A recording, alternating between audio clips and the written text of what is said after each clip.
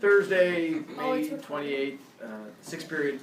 And then our goal today, as we get through this talk, is to not have emotion whatsoever, except for the good emotion, watching a child fall from a chair. This is from Mr. Stubb. He wanted us to tell you that, well, Miss Otto wanted us to tell you after we told her that he doesn't know what this is, and these are extras from the camp posters. Just go ahead and put them on my desk. Thank you. Kill your stay.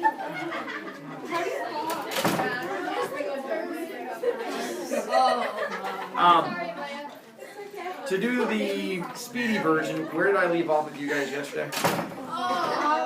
They were lifting the blanket and they said, "Oh, Jesus!" Yeah. That part really stuck with you, I see. Then I'll do the speedy wrap-up of that one, and then we'll move on from there. Once again, if you want the more in-depth ones, you'll have to go back and check one of the other classes, but I'll give you at least the speedy version of it. So I got pretty close to the end with you guys on that story then, with them finding it. From there, they asked if it was whose car. I say whose car was at that point? And the other two friends got to take off, so then it was down on me. I'm the one that got arrested. They put the handcuffs on me again, which was just as uncomfortable. And then I remember I had to sit down on the little curb next to the car, and I looked up, and I could see the windows on our dorm floor. I was like 11 floors up, and I could see my friends all in the windows waving at me and making fun of me, because that's what friends do, is make fun of you when you get arrested. Hopefully not something you get to experience for at least another 2 years. And so it sucked. But from there, I had to eventually go and, well, I did get the photograph where you have a little number in front of you. Thank you. Mugshot, yeah. I got a mugshot, which is gone to the time. I don't know what ever happened because I never went back for it. I just wanted it to burn in a hole for a long time. But there's an actual mugshot of me that existed at one point of me looking really sad and holding up the little number thing. And then I had to go tell my parents, and that was tough because I had to say the words, "Mom and Dad, I got arrested again," which a phrase I never hope you have to say, the getting arrested or the again part. And I had to explain to my parents and try to convince them that I got arrested for alcohol possession of over 200 cans of beer and did not drink. And in my family, which has a lot of alcohol and drug abuse, they didn't believe me. And so when I tried to explain to them that I got arrested, and they kept saying, "Well, you have to admit you have a problem before we can get you help." And I said, I don't have a problem. My problem is that I was just dumb and tried to help out a friend. They're like, "Hun, we can't get you into therapy unless you admit that you have a problem with alcohol." And so that was tough, was trying to convince them that I was not drinking at the time, because I wasn't. We had to eventually invite friends of mine over. And my friends talked to my parents with me not in the room and had to answer questions, and eventually convinced my parents that I was just stupid. And my parents were very thankful. "Oh, thank God, our son's just an idiot." And not the fact that I had an alcohol problem. But if you ever get arrested for a drug or alcohol violation, they make you go to rehab. And so I had to go to rehab classes, even though I did not drink. And so I had to go to classes to teach me how I had to deal with my alcohol problem that did not exist, which is an experience, because there were very interesting people in that class. So that was the last time I got arrested, which was 21 years ago. Knock on wood. I've now gone half my life without being arrested, so that's a big step for me. And so I was pretty excited. And so I tell you these stories because a number of reasons. One, I want you to learn from them, and then also, by me telling these stories, they lose their power over me. When we screw up and make mistakes in life, and you make poor choices, and you will, because it's part of life, it's what happens, your mistakes will control you if you let them. And for the longest time, that was, for me, was the idea of me being arrested 3 times. Controlled me. When I say by controlled me, it dominated my thinking, when it defined how I thought of myself, because I thought of myself as someone who'd been arrested multiple times. And was not the best of definitions of myself. I think part of that probably went to me being a quiet kid for a long time too, is because I didn't want to be rebellious, because I felt I already had a record and stuff like that. And so by me taking control of those mistakes and putting them out there and letting people know about them, it allows me to take control of those mistakes. And it's one of those things where I want you guys to learn from that, because you're going to make mistakes. You have to make mistakes. Life is about making mistakes. If you don't make mistakes, you don't get better. You can never become a better person unless you make mistakes in this world. I don't want you to ever feel that you can't make mistakes. That's why I set my classroom up for you to fail and make mistakes at times. Whether it be from not putting your name on things, or whether it be from speeches, or something, you have to learn to fail at things. Failing the first time is not a bad thing. It's when you embrace failure, it becomes a bad thing. Screwing up one time is okay. Screwing up a second time for something else is okay. It's when you keep making the same mistakes over and over again that's when it becomes a problem. And so part of my class is teaching you that it's okay to fail and learn from it. Because the last thing you want to do is get out into the real world and get into classes that matter, because my class doesn't matter. It doesn't. I mean, the life lessons I teach you do, but the English part of it, it's junior high English. We'll move on and learn from it. But I'd rather you learn that here than when you get to high school or get to the classes that matter. And so I set up my room for you to explore that part of yourself. And I have kids tell me that I should start the year doing this, with these speeches and with these stories. And I can't. I thought about it, and I realized it doesn't work that way. And it's not because the stories embarrass me or bother me. Obviously, I videotape them and I put them out there in the internet for people to watch. The reason I can't start the year with them is because I haven't earned your trust yet. And this year was about me earning your trust. What I did in my classroom was about earning your respect as a teacher and earning your trust as a human, that I'm someone that you should believe in, that my words should have power and weight. Because one of the things I want to talk about in a moment is that you get to control who affects your life, and the fact that you get to control who has power and weight. And I want to be one of those people in your life whose words have power and weight. So I spent this year doing that, earning your trust and earning your respect. And at the beginning of the year, I didn't have that. I couldn't have that. I shouldn't have that, because you didn't know me. You didn't know whether what I was going to tell you should have power or weight yet. And for many of your teachers don't have that power, that weight. You don't respect them. The way you could know that is your reaction. If a teacher were to tell you, I want to spend a week telling you stories about my childhood, what your thought would be.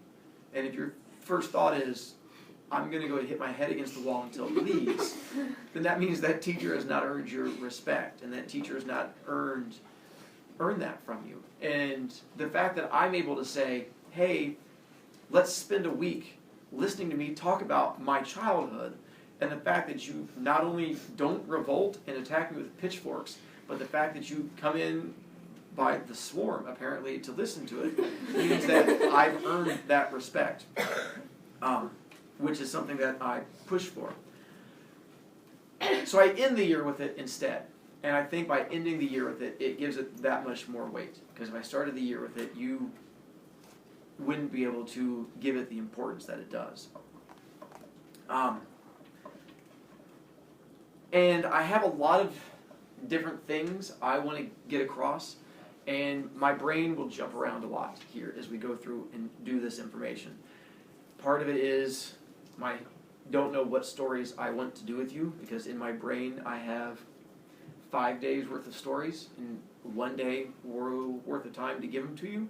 And there's so much I want to say in so little time, which is why I had trouble as we finished out the year, because I kept complaining about iStep eating my time, and the fact that I made you read 350-page book in a week, which was awful of me, and I apologize. But it's because I didn't want to take this week to use that for Princess Bride, and it was selfish of me that I wanted to share this part of it with you. But that's, once again, me trying to earn that respect from you. When I said, please trust me that what I have for you for the last week is worth you pushing through and reading this book in a week. that doesn't happen at the beginning of the year. That's not a request I can make of you then, because I have not earned that from you.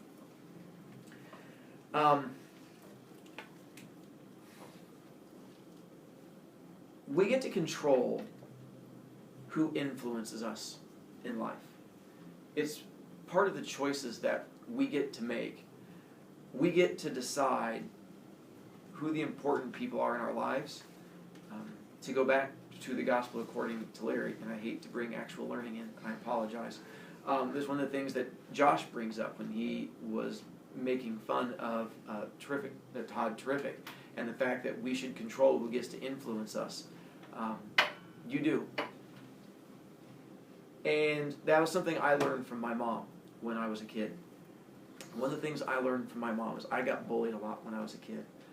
I was skinny, I was dorky, I was quiet, I was a book nerd, I was unathletic, I was twiggy, I had horrible acne.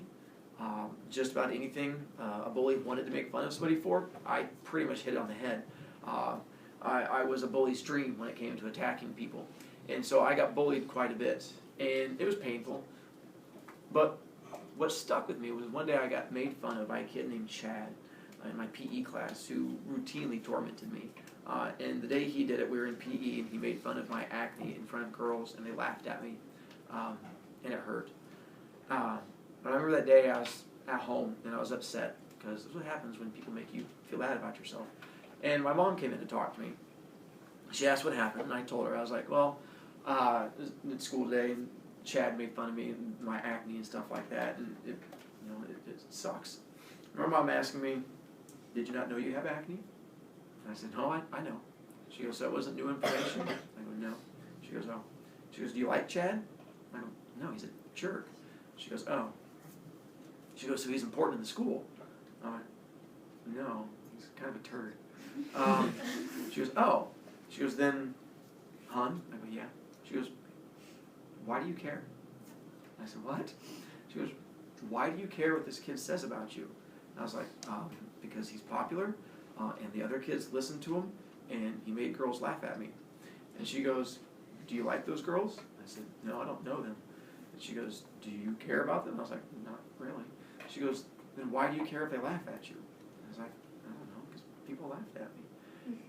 The way my mom put it was, by letting him make fun of me, and letting those girls laugh at me, and by letting it affect my mood, I was giving them the power to control who I was. I was letting them define who I thought of myself as. And my mom said, you need to realize you can choose who you let define who you are. And when you let this kid make fun of you, and you let it matter to you, you're letting him have power over you. When you let those girls laugh at you, and you let it bother you, you're letting them have power over you. Are those the kind of people that you want to have power over you? And I was like, no. She goes, think about that. And that was it. And it didn't make a lot of sense to me at the time. It's one of those things where old people talk to you, and you just go, it should make sense, but it doesn't because you're old, but I'm going to try and remember it. And that's what happened. And it wasn't until years later that it actually made sense to me. About the idea that you can control who affects you and who has control over your life. And I didn't learn it at that moment. It took a couple years for it to finally hit me. Because in junior high, I didn't make good social choices. I wanted to be popular in junior high. I really wanted to be popular in junior high. As a shy book nerd, I thought being popular was it. If you were popular, then life changed and everything was perfect for you, because I saw popular kids, and popular kids seemed to have everything going for them, and who wouldn't want to be popular? And so I decided I was going to be popular. I joined football, because that's what popular kids did. I wrestled, because that's what popular kids did. I wore the clothes I saw popular kids wear. I hung out at the places I knew that they went to so that I could be popular, and I hoped their popularity would rub off on me. It didn't, but it's what I wanted. And I know I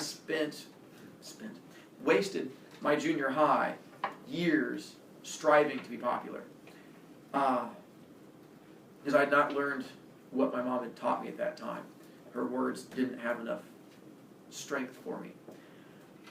And I remember one of the things that bothers me to this day, was a friend of mine by the name of John Montgomery, who was an unpopular dork like me. He and I would play together, and being dorks, we played G.I. Joe, little action figures, and I loved my little action figures, and it was awesome, and I enjoyed it, and I enjoyed John, but I knew that the popular kids didn't play with action figures, and the popular cool kids didn't do that kind of thing, so I was going to have to stop doing it, even though I loved it, if I wanted to be popular. And I was going to have to stop hanging out with John, because John had no desire to be popular. John was happy with who he was. I thought he was a confused kid. So I decided I couldn't hang out with John anymore, because John was holding me back, was how I imagined at the time.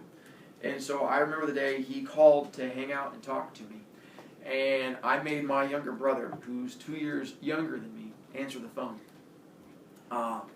And I had my younger brother tell him that I was too busy, and I couldn't do it, and I had things going on, and I couldn't play with him that day. And it's not so much what I said, and it's not so much what happened after that. It was, for me, watching my younger brother look at me and not understand why I would do that. Because he knew how much I liked playing. And he knew how much I liked John, and the fact that I would do that. And it was the way my brother judged me when he looked at me that it haunted me. Not enough to change me. I really wish it was. I wish I could tell you that that was when I decided that I was going down the wrong path, but it wasn't. I continued going down that path of trying to be popular. But that day stuck with me. And I remember the day it changed. I was on the bus, a school bus home, and I remember I was riding home, and I would sit behind popular kids on the bus so I could listen to them talk, because you learn a lot about people when you're quiet, and you just listen to them talk. And I was listening to these two popular girls talk, because I wanted to learn what they were talking about so I could find a way into their conversation. And as I listened to them talk, I remember I had my head on the seat in front of me where they were. They were making fun of another kid, and we were just making fun of him and mocking him. And as I was listening to him, trying to figure out how to be friends with them, I realized I didn't like them. That they weren't good people. They were horrible people that I should not be friends with. And the fact that I wanted to be part of their world wasn't right. And it made me reevaluate who I was. There's a word called an epiphany. It's where everything becomes clear to you and things change. And for me, it was a moment of epiphany. Because my mom's words made sense to me. The idea that we control who is important in our lives, and we control who shapes us. And I realized at that moment that I was letting the wrong people shape my life. That I was letting people who were not good people control who I was. And I changed on that day, and I decided not to be that person anymore. And I decided that I was not going to worry about being popular. I was going to worry about who my friends were and who liked me. And I was going to hang out with the kids who liked me for who I was. And I went from being a kid who thought he was happy to a kid who was actually happy. And I was very happy. I come across as a very happy person in the classroom. I smile a lot. I don't yell. I try to make you guys smile. And there's a reason for that. I'm a happy person. I've lived a happy life. There's a reason I've lived a happy life. And it's by choice. Because I've had bad things happen. I've had death in my family. I've had divorce in my family more than once. I've had drug addiction to people I love, and alcohol to people I love, and all those bad things you can think of that would break a person have happened to me. And I've come out of it happy. The reason I've come out of it happy is because it's a choice that I made. And that's what I want to pass along to you, is the understanding that you have control over your life and the fact that you choose how you want to deal with these things, you're going to have bad things happen in your life. There's no way to avoid the bad things happening in your life. People are going to die. Families get separated. Divorce happens. Friendships break up. They happen. It's part of life. You can't control that. There's no way you can control it. There's only one thing you get to control, and that's your reaction to it. You get to control how you let these events determine your life. When these major things happen to you, they're going to do one of two things. They either destroy you, and they tear a part of you away, and they make a part of you die, or they strengthen you, and they help you build the wall that makes you a better person. You're the only person that gets to make that decision on which way it's going to go. No other person in your life gets to make that decision for you. No other person gets to decide how you're going to deal with this. That's what I figured out on that day. To remind myself, I have a tattoo. It's one that some of you guys have seen.